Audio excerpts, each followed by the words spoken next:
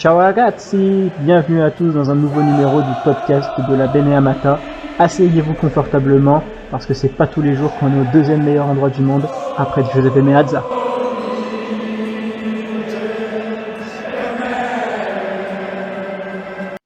Bonjour à tous et bienvenue dans un nouveau numéro du Focus. On se retrouve cette semaine après cette victoire de l'Inter contre la Juventus lors de ce derby d'Italie qui a eu lieu ce dimanche, il y a maintenant quelques jours, avec victoire de l'Inter 1-0, but contre son compte de Federico Gatti, l'Inter qui l'emporte, l'Inter qui prend 4 points d'avance sur la Juventus, avec évidemment le match en moins qui se jouera le 28 février contre l'Atalanta Bergame qui elle aussi a gagné son match ce week-end contre la Lazio. Donc, on verra ce que nous dirons, ce qui se passera durant ce 28 février. Mais pour le moment, comme je l'ai dit, l'Inter a 4 points d'avance et c'est ce qu'on va retenir pour le moment. Et on va revenir évidemment sur ce match avec mes deux invités que vous connaissez aussi très bien depuis longtemps. Comment ça va, Zaïd?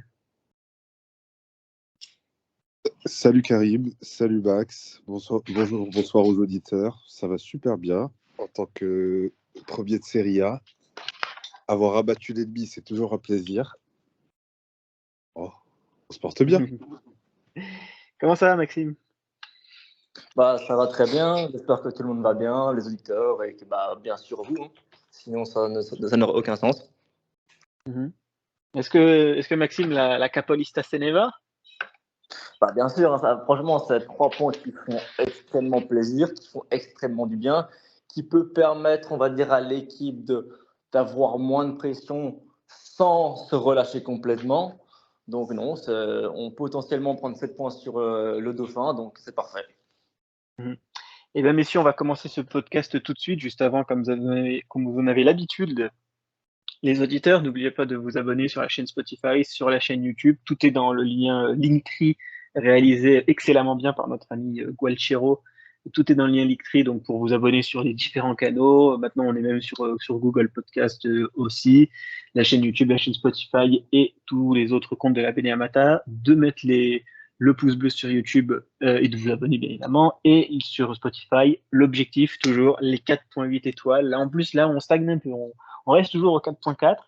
Ah voilà, il va falloir monter. N'oubliez pas, ça prend quelques petites secondes. Ça prend quoi? Je crois une quinzaine de secondes quoi, de mettre voilà le temps de mettre une note sur le podcast. Et ça fait plaisir. Surtout, ça permet de mieux référencer le podcast. Et c'est ça le plus important. On commence tout de suite, messieurs, avec ce derby d'Italie. Comme j'ai dit, victoire 1-0, CSC de Federico Gatti. Plus de 75 000 spectateurs et un certain Yann Sommer aussi dans les tribunes, selon le compte Instagram de Marco Materazzi. Maxime, qu'est-ce qu'on retient de cette victoire lors du derby d'Italie? Ce qu'on retient, c'est une force du caractère, je dirais. Parce qu'on a encore aperçu un groupe soudé jusqu'au bout, qui ne lâche rien, malgré qu'on ait raté énormément d'occasions. Bon, ça, pour l'instant, c'est une habitude. Et on va espérer que ça va pas rester longtemps. Mais sinon, oui, non, c'est 3 points très importants, comme je l'ai dit dans l'intro. Et donc, ça fait plaisir. Pas vraiment inquiété, défensivement très solide. Je ne sais pas si on va parler des individualités de certaines personnes, mais je pense que tous les joueurs qui sont rentrés, qui ont joué, ont été impliqués. Et même le banc, qui a joué un rôle très important, à mon avis. Je rejoins totalement Max. On a un super match, bien maîtrisé de la part de l'Inter, ultra dominateur, la Juve qui n'a pas existé. Après, je tirais mon coup de gueule sur la Juve parce que c'est vraiment horrible ce qu'ils proposent. Ça, c'est autre chose. Automatisme parfait. Défensivement, impérial. Les 3 derrière, Sommer, bon, on ne compte pas, il était spectateur. Même sur les arrêts, il n'a pas eu besoin parce que tu avais soit la jambe de Mkhitaryan, Pavard ou Acerbi qui traînait. Tout a été bien exécuté.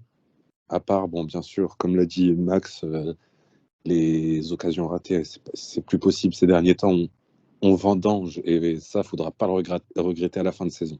Maxime aussi, avant de passer aux individualités, parce qu'on a beaucoup de choses à dire sur les individualités, j'ai envie de dire plus que sur le match en globalité, mais mine de rien, Maxime, encore aussi une prestation solide dans le jeu. Moi, je vais un peu dévoiler, pas les coulisses, mais ce que je pensais avant le match, moi voilà, j'attendais une victoire, juste 3 points pour m'éloigner de la Juventus, prendre mes distances, mais voilà, un peu comme ce que j'avais dit avant le match contre l'Atalanta, de voilà, juste la victoire, parce que voilà, le contexte face à l'Atalanta avait fait que moi j'attendais qu'une victoire et pas forcément la manière.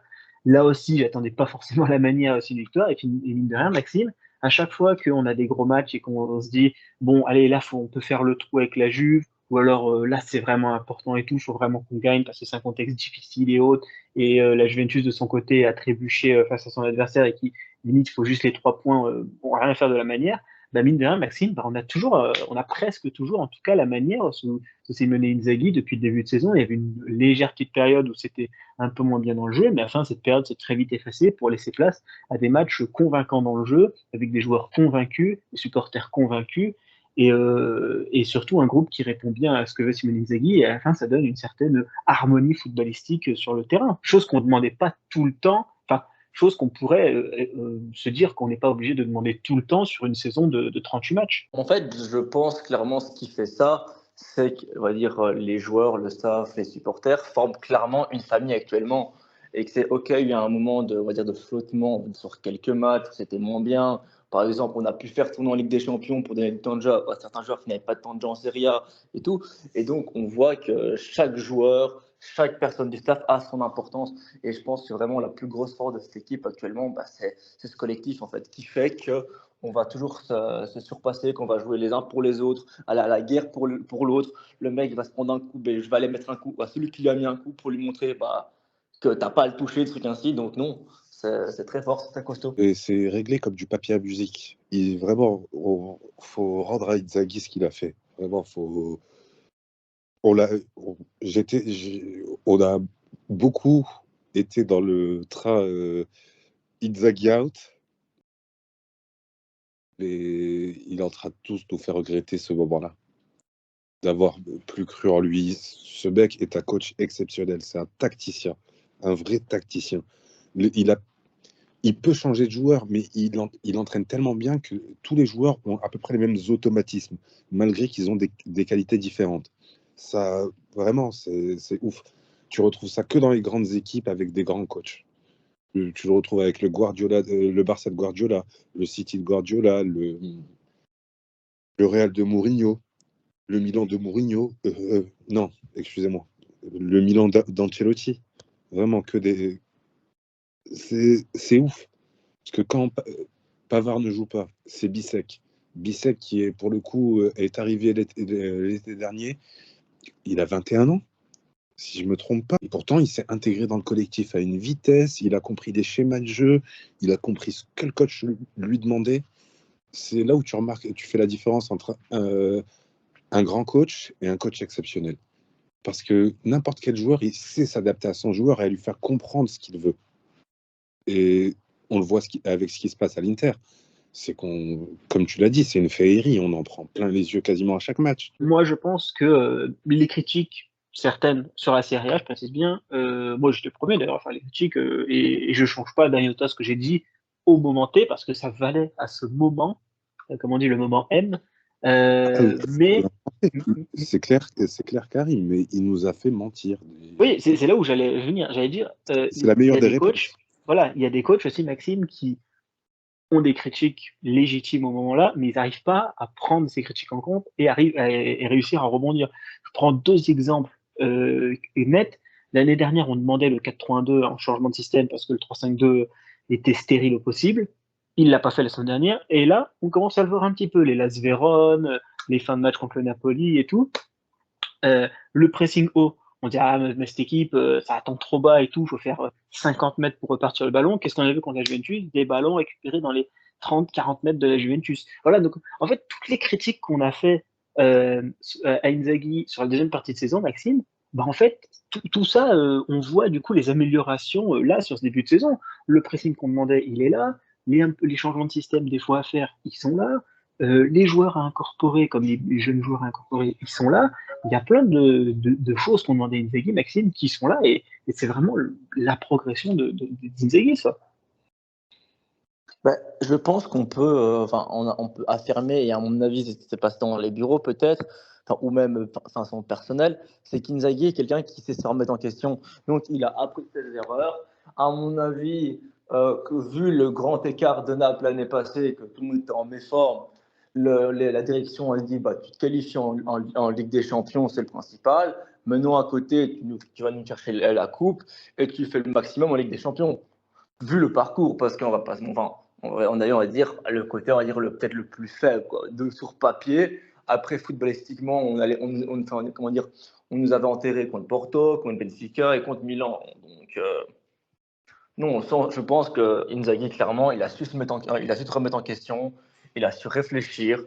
Il y a eu des bonnes discussions et ça a permis, encore une fois, cette évolution dans le jeu. Parce que vraiment, tous les points négatifs qu'on avait l'année passée en Serie A avec Inzaghi sont complètement disparus. Bon, enfin, quand j'ai complètement, ok, des fois, on peut retourner dans le travers, par exemple, on va dire avant-hier, pardon, de rater beaucoup d'occasions.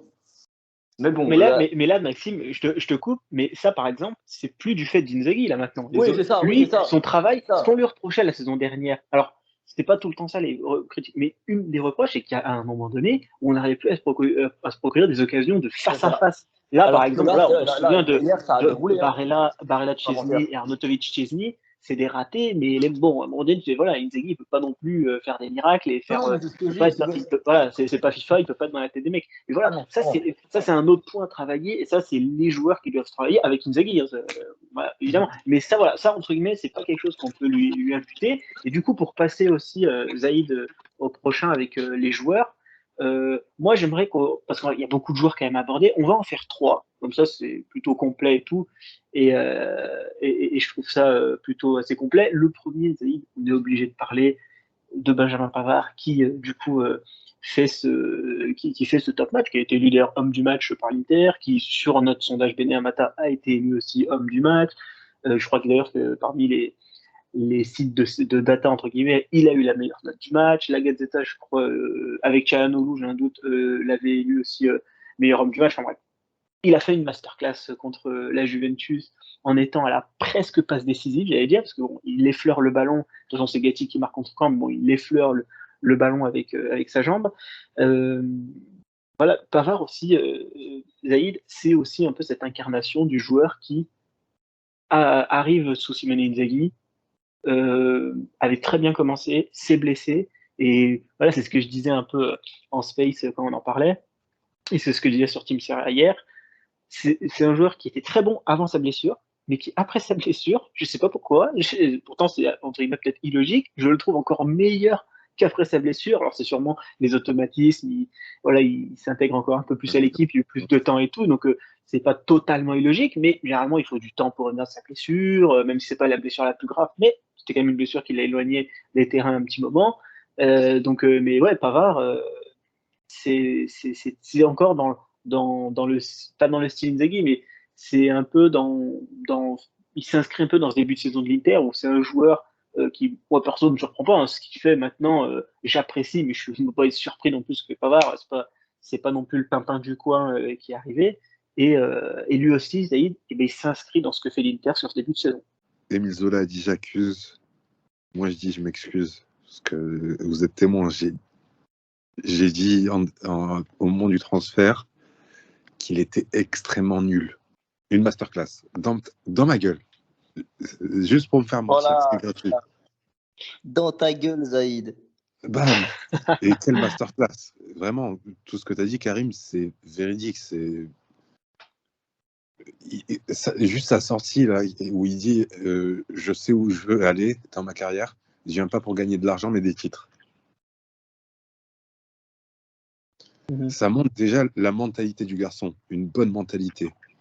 Et après, si c'est un cadre chez Deschamps, il y a une raison. Deschamps est intelligent, il aime les joueurs intelligents, et Pavard, il a ça. Vraiment, tu vois dans son placement, dans ses relances, dans sa façon de se projeter, il part jamais à l'abordage s'il voit pas Akan se placer derrière lui pour couvrir ou Barella. Non, mais je pense que c'est surtout qu'il se sent bien, en fait. C'est ça, tu vois. Mais c'est qu'il se sent bien. Donc, tu sens qu'il se sent aimé. Il a vraiment un système de jeu qui lui convient parfaitement parce que ça lui permet d'être défensif et en même temps offensif, sans être trop offensif ou trop défensif. Donc, non, je pense qu'il a trouvé, entre guillemets, sa façon de pouvoir s'exprimer le mieux, en fait. Tout simplement. Mais c'est exactement ça, Max. Tu as tout à fait raison. C'est des schémas tactiques qui permettent à des joueurs comme Basto ou Pavard de s'exprimer à 200%, parce que c'est fait pour eux. Ils ont des espaces pour courir, ils sont pas latéraux, donc ils peuvent jouer central. Tu vois Non, c'est ça. qu'ils sont heureux C'est une polyvalence extrême. Il a même pris la place de piston droit à un moment pour quelques instants. Même ça, alors que le mec n'est pas le plus rapide. Mais le problème, c'est que la différence, c'est que c'est un joueur très intelligent, tout simplement, qui sait s'adapter à n'importe quelle position, à quel choix, à quelle tactique. Mais ici, là, il est vraiment dans ce qu'il aime, donc ça fait que. C'est comme à ton moi, avis, ce qui m'a choqué, c'est son intervention sur Chiesa, par exemple. C'est peut-être pas la plus belle intervention qu'il ait faite, mais moi, c'est la façon dont il a positionné son corps et qu'il a bougé son pied au dernier moment parce qu'il savait qu'elle allait faire la passe. intelligence de jeu, intelligence de placement, intelligence défensive, il a tout. Il marque des buts, mais tu vois par contre qu'il a, il a des trous d'air parfois à certains moments, tu comprends pas pourquoi. Des petits loupés qui. Au Bayern, ça lui arrivait, des petits loupés qui donnaient un but à l'adversaire ou qui donnaient une frayeur au gardien. J'espère qu'il s'est développé sur cette facette de sa personnalité. Pour l'instant, ici, il n'a jamais fait d'erreur, donc ça va. Après, il y a eu la blessure qui l'a privé pendant un certain temps du terrain. Donc, après, faire une erreur, entre guillemets, ça arrive à n'importe quel joueur. Donc, tu vois, faut pas, donc, dès qu'un joueur fait une erreur, il ne faut pas commencer à la blâmer. C'est pas dans le sens où il fait une erreur, c'est que c'était un problème récurrent certains temps au Bayern. Mais finalement, au Bayern, est-ce qu'il a vraiment été heureux? C'est ça la question. Ça, on n'est pas dans sa tête, on peut pas dire. On va passer quand même sur Hakan Çalhanoğlu, qui lui aussi a réalisé un top match face à la Juventus. Alors on va un peu se circonscrire à un certain aspect. Çalhanoğlu, on l'a déjà évoqué dans d'autres podcasts et on continuera de l'évoquer dans d'autres podcasts très certainement. Moi, je voudrais juste qu'on s'attelle un peu sur cet aspect de l'importance du profil unique qu'il a, de cette capacité aussi d'agressivité aussi qui peut-être nous manque avec Aslani, qui voilà, ce que j'ai dit, Aslani c'est un joueur un peu trop gentil, un mec sympa, voilà, qui paye le resto. Et là on a un Çalhanoğlu en fait qui allie un peu toutes les qualités que veut Simone Inzaghi. On a un 6 qui défensivement est agressif sur le porteur, un peu trop des fois.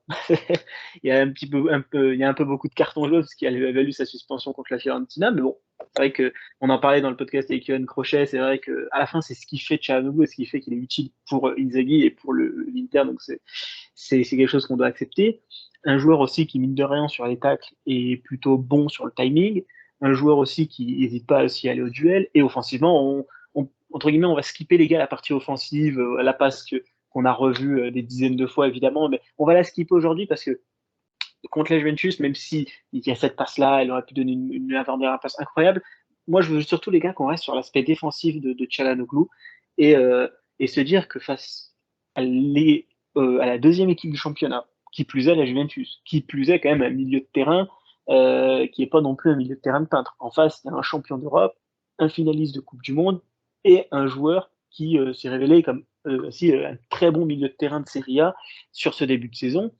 Mine de rien, Maxime, Çalhanoğlu, défensivement, ce match-là, et même les autres matchs où il était là, c'est solide défensivement. Et j'ai envie de dire, Maxime, en fait, Çalhanoğlu, moi, la fois où je me suis dit, on a vraiment besoin de Çalhanoğlu, en fait, c'est quand il n'était pas sur le terrain. C'est contre la Real Sociedad, la Fiorentina aussi, mine de rien, parce que des fois, on commence à perdre un peu le contrôle sur la Fiorentina aussi en fin de match. En fait, j'ai l'impression que enfin, pas les meilleurs matchs, non, mais entre guillemets, là où on voit plus l'importance de Çalhanoğlu, c'est quand il est pas là, et c'est un peu la marque des top joueurs, c'est qu'on voit leur manque, on voit leur importance quand ils sont pas là.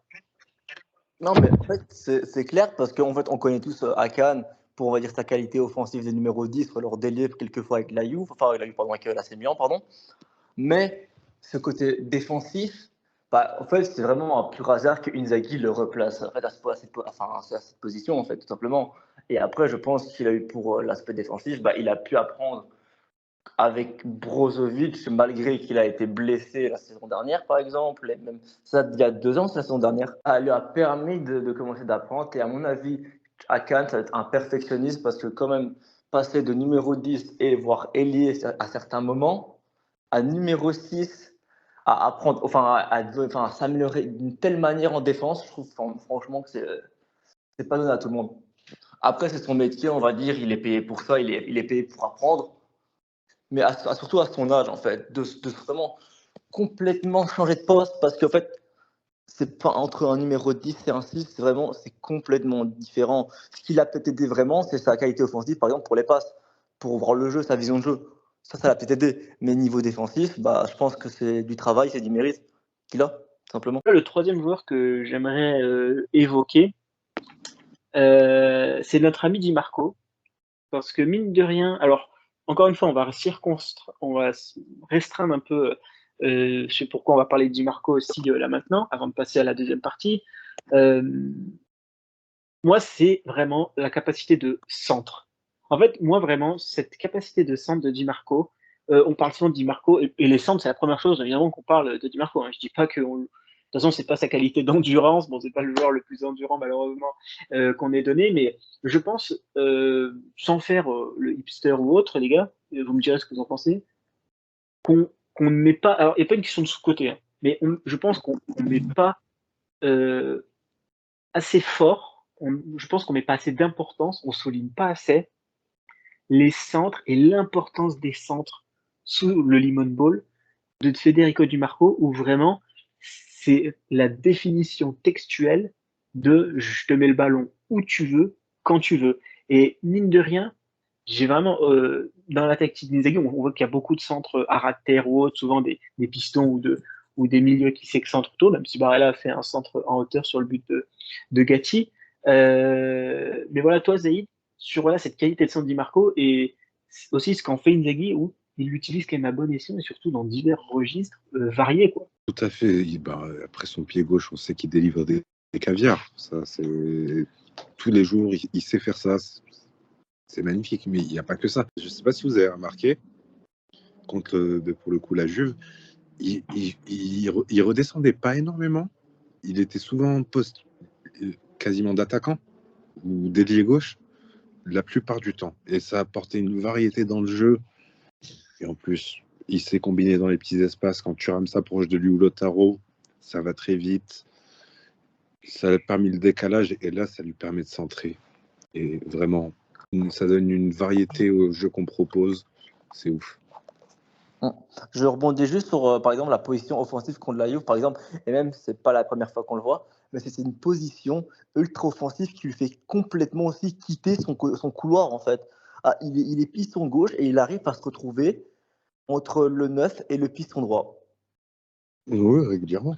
Et c'est ça, et parce que Bastoni va couvrir alors à ce moment-là comment dire, le flanc, enfin, le couloir Et gauche. Akan redescend. Et c'est ça. Non, franchement, c'est même cette polyvalence aussi, elle est phénoménale en fait. Franchement, enfin, j'ai beaucoup me répéter, mais je pense qu'on a une équipe en fait, tout simplement très intelligente et qui sait s'adapter à n'importe quelle situation. Et si on va passer à la deuxième partie, plus courte, parce que je voulais quand même aborder un peu ce thème-là aussi. Zaïd, je vais commencer par toi et Maxime, je te laisserai continuer. On voit les performances de Çalhanoğlu. On voit aussi les très bonnes performances de Mkhitaryan. Barella qui a fait aussi des très bonnes performances, même si peut-être actuellement c'est pas peut-être aussi haut que ce qu'on a connu Nicolo Barella. Pavard est indispensable. Darmian fait ses matchs et Dumfries est sur le retour, je pense, va continuer à jouer. Zaïd, quel avenir un peu sur cette fin de saison pour Christian Aslani, David Efratesi, Yann Bissek, Tayon Buchanan, qui sont des joueurs jeunes, qui ont besoin aussi d'accumuler du temps de jeu, qui vont jouer, hein, évidemment. Il n'y a pas de, je pense que peut-être Buchanan va moins jouer, mais il va quand même jouer. Mais entre guillemets sur leur développement aussi pour s'adapter aux réalités de l'Inter et aux ambitions de l'Inter. En fait, c'est la période, c'est que tu regardes en ce moment, on joue rarement 3 fois par semaine, donc beaucoup moins de turnover. À partir du moment où il y aura beaucoup plus de matchs qui vont s'enchaîner, ces joueurs-là auront beaucoup plus de temps de jeu. Je m'inquiète pas, mais en plus, d'un autre côté, ils sont venus pour ça. Ils sont pas venus pour faire le nombre, mais il fallait des joueurs de rotation, et c'est ces joueurs-là. Quand ils ont signé leur contrat, ils savaient à quoi ils s'engageaient. Donc à partir de ce moment-là, t'apprends, et si tu prouves, au fur et à mesure du temps, tu auras beaucoup plus de temps de jeu, et à toi de prouver sur le terrain. Mais après, non, par rapport à leur développement, je pense pas que ça va les freiner. C'est là où je trouve l'intelligence d'Inzaghi, c'est qu'il réussit à garder tout son effectif focus et concentré. Comme a dit Zaïd, c'est ça, ils savaient dans quoi ils s'engagent. Et en plus de ça, ils savent très bien qu'ils sont dans un des plus grands clubs de football du monde, que les places sont difficiles à aller chercher, surtout quand tu as des gros piliers devant qui font le taf, on va dire, à tous les matchs, qui sont très solides. Et même, c'est qu'ils savent, enfin, ils le savent très clairement, qu'ils n'allaient pas avoir 100% de temps de jeu, par exemple. Ils savaient très bien, enfin, peut-être un peu plus de temps de jeu, peut-être, parce que quand tu es joueur, tu veux jouer, c'est ça que c'est logique. Hein, tu as envie de jouer des titulaires pour montrer et te donner le maximum. Mais je pense qu'ils ont compris aussi que c'est d'abord l'équipe, le club, pour aller chercher cette deuxième étoile avant leur, on va dire, leurs envies eux-mêmes, en fait. Et ils savent qu'ils ont un rôle à jouer dans ça pour aller chercher ce deuxième titre. Donc, ils savent qu'ils sont importants, malgré le temps de jeu minimum, en fait. Et quand tu vois, généralement, même si la personne, enfin, le joueur qui rentre n'a pas beaucoup de temps de jeu, dès qu'il rentre, tu vois qu'il a une envie. C'est ça, par exemple, Buchanan, actuellement, c'est normal qu'il n'allait pas rentrer, tu n'allais pas le lancer dans le grand bain contre la Lazio, contre le Napoli, contre la Fiorentina alors que c'était compliqué, et contre la Juventus. Enfin, la Lazio, je ne sais pas si c'était déjà là, il était déjà sur le banc ou pas, je ne sais plus. Enfin bref, c'est des matchs, on va dire, assez compliqués pour te lancer. Et si tu te foires, ça va te mettre mal. Donc non, je pense par exemple que c'est... Non, les joueurs, ils savent où ils ont signé, ils savent où ils sont, et donc ils apprennent comme ça. Messieurs, on a traité nos 2 thèmes du soir. Vous savez ce que ça veut dire? Ça veut dire qu'on va passer évidemment au quiz, au traditionnel quiz. Première question. L'Inter affiche 96 victoires en 215 matchs contre une équipe de Serie A. Attends, Laquelle? toi, t'as dit 4. Laisse-moi transformer donc 96. Ok, ça va. La Juve, C'est pas la Juve. Attends, Allez-y, name dropper. C'était quoi la fin de la question? Parce que là, j'ai transformé votre L'Inter 80. affiche 96 victoires en 215 matchs contre une équipe de Serie A. Laquelle? Ah, c'est Milan. Non, Non? pas 96 victoires, non. 87. C'est l'équipe contre qui on a le plus gagné. Ah, Serie A. Genoa. Genoa? Lecce, Non, Genoa, non. Tout ça que vous me dites, les Genoa, ils sont dans la liste, mais c'est pas les premiers. La Roma? C'est la Roma qu'on va Ouais. affronter dans quelques jours. 96 victoires en 215 matchs, on a un ratio de 44% de victoire. C'est pas le plus gros ratio. C'est combien Milan? Alors Milan, c'est 89, je crois. C'est 84. 84, ok, non, c'était ok. C'est pas le meilleur ratio. Hein. Par exemple, contre l'Atalanta, on a un ratio de victoire de 54%. Parce qu'on a joué moins de matchs. Logique. Question numéro 2. C'est la fameuse nouveau type de question. Alors, il faut être très attentif à la question. Je vais vous donner des âges de joueurs lors d'une certaine saison. Waouh, frère, waouh, attends. Ok, ouais. Et vous allez devoir, parce qu'on va revenir, vous allez devoir me les additionner. On va faire un peu de maths. Attends. Un exemple? Alors, je vais vous donner l'exemple avec la question, comme ça vous laisse le temps de le faire. Ok. Donc, je veux que vous me donniez. Donc, en fait, il faut que vous calculiez l'âge de Francesco Toldo en 2009-2010, plus l'âge de Walter Samuel en 2009-2010, plus l'âge de Ricardo Quaresma en 2009-2010. Ça vous donne un résultat. Je veux ce résultat. Allez. Et dès que vous l'avez... 52? 72. 72? Ouais. Non, c'est pas ça. D'abord, alors maintenant c'est au tour de Zaïd. Ah ouais. C'est une chacun. Pour pas avoir trop de name dropping, pour éviter la confusion. Attends. Zaïd, à toi. Après, Zaïd a un temps limite, évidemment. Toldo en 2010, Walter Samuel en 2010 et Quaresma C'est tout le monde 2009-2010. 87. 87, c'est non. Je veux le chiffre, hein. Là, il n'y a pas de au plus près. Je veux le chiffre. 69. Non. Juste dis-nous si ça chauffe ou pas. Ouais, c'est plus beau. Tu chauffais bien, Zaïd. 89. Non. 82. Non. Tu chauffais encore bien, Zaïd. 90. Non. 91. Non. Si vous montez comme ça, il y en aura un qui va gagner. Ah ouais, c'est ça. Donc, il faut reprendre des risques, messieurs. 92. Non. 87. T'as dit combien 87. Un 8 et un 80. 7. Ah oui, 87. Non. Vous étiez sur la bonne voie. Hein. 95. Ouais, on se rapproche. Bah, alors, c'est simple, c'est 97, donc 97, c'est ça? Enfin, je sais pas quoi. Non, c'est ça. Non, c'est pas ça. C'est pas ça. 96. Ouais. Ouais, bonne réponse de Zaïd. Ah, 96. aussi. 38 ans. 38 ans pour Toldo, 32 ans pour Walter Samuel, 26 ans pour Quarles. Et ouais, donc. Quaresma avait déjà 28 ans en 2010? 26. Même il me semblait que c'était plus jeune Il quand a même. bien voyagé. Hein. Ouais, c'est ça. Ouais, Vous me direz les auditeurs ce que vous pensez de cette question. Question numéro 3. Le nouveau, vous le savez, je l'ai introduit avec le précédent podcast, donc elle revient. Le qui suis-je? Je vais vous lire un CV, les gars, point par point. Et dès que, vous attendez bien que j'ai fini le point. Attention, quand j'ai fini la phrase, là vous donnez votre réponse. Sinon après vous coupez. Tu fais le parcours junior ou pas? Enfin, le parcours. Non, là je vous raconte la vie d'un joueur. Okay, et vous voilà. Et ensuite c'est le premier qui l'a, il me donne le nom. Okay. Je suis né le 26 mai 1988 à Necoclé. Je vous donne pas le pays exprès. Mon premier club pro est l'Independiente Medellín entre 2008 et 2009.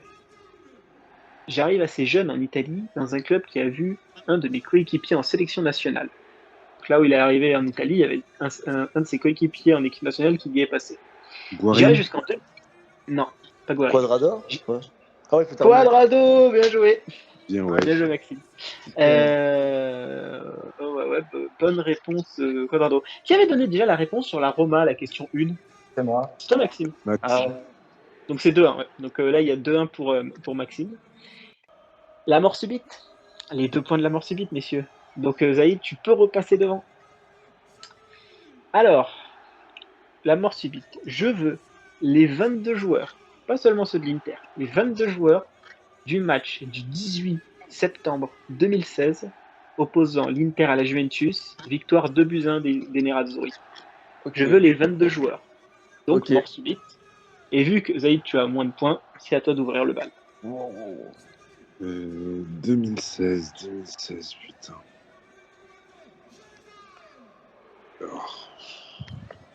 Ah, c'est bon, je vois le match. Tu vas dire les 22 joueurs, on est d'accord.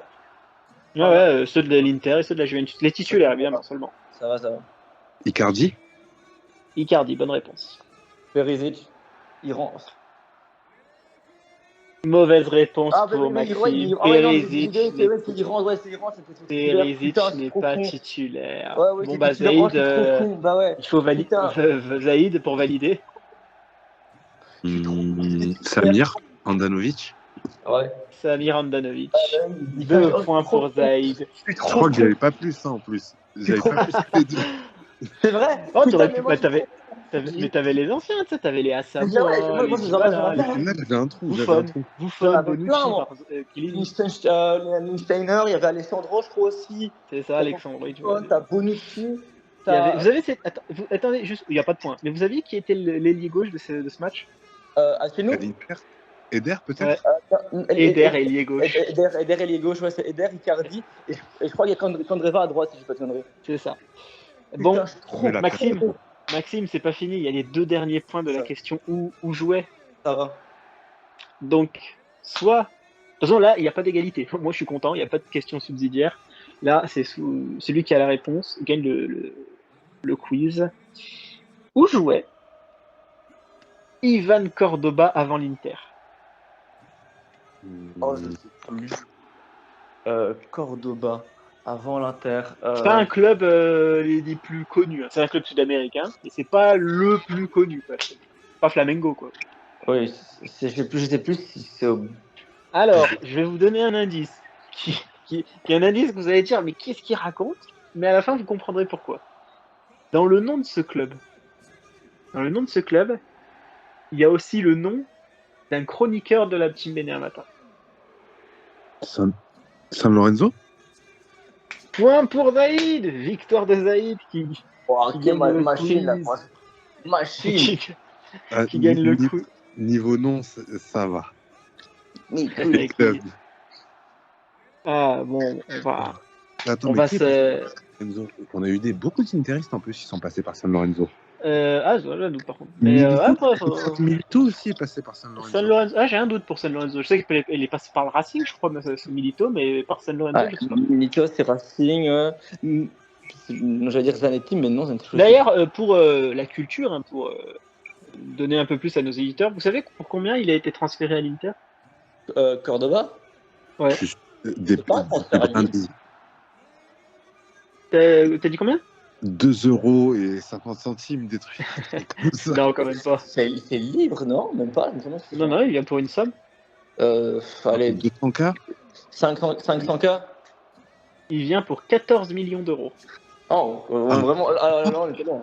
On était loin. C'était énorme pour l'époque. Ouais. Ouais, et il est venu en janvier 2000. On avait de l'argent à cette époque, je suis choqué. Ouais. Bah, c'était sous Moratti, hein, c'est normal, on avait de l'argent. Faut pas chercher midi à 14h. Et il voulait un peu plus d'influence, donc bon, c'est de bonne guerre. Bon, messieurs, on va s'arrêter là sur le podcast un petit peu. Rendez-vous semaine prochaine, on va parler de l'Atlético Madrid, parce que ça arrive quand même bientôt, ça arrive en 2 semaines ce match contre l'Atlético, donc on va reparler un petit peu de tout ça, et on verra un peu qu'est-ce que l'actualité nous offrira comme chose, parce que bon, il y aura potentiellement on peut parler de Inter-Roma, faut voir un peu comment ça va voir. Après, même si ce Inter-Roma peut avoir une belle saveur, si la Juventus est tenue en échec, encore une fois, que ce soit une défaite ou un match nul, c'est vrai que ce Inter-Roma peut aussi basculer dans une plus grande saveur si la Juve reste en échec. Merci Zaïd, merci Maxime pour ce podcast, et comme j'ai dit, on se retrouve la semaine prochaine pour un nouveau podcast. Ciao à tous.